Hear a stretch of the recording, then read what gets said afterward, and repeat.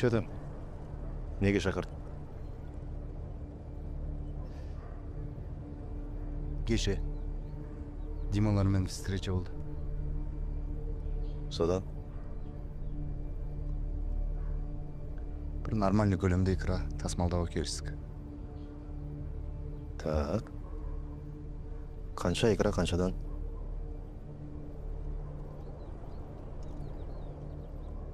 Бір тонна. Килограмм 130 мыңнан.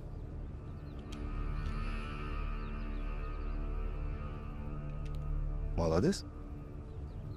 Жақсы келісіпсің. Маған келіп айтқан дұрыс болды. Кімнің арқасында бостандықта жүріп, кімнің арқасында жұмыс істеп жүргеніңді ұмытпаған шығарсың. Ұмытсам келем бар екен.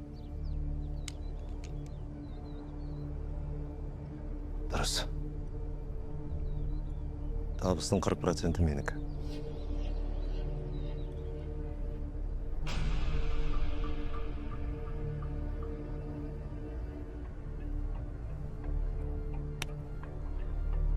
Все, давай. Қазір әке бір жұмыс бар тағы.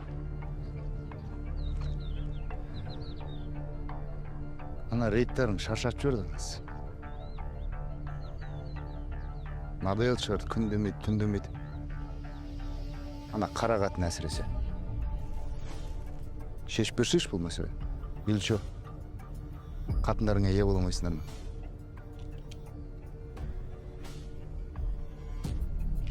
Ол жағын уайымдама.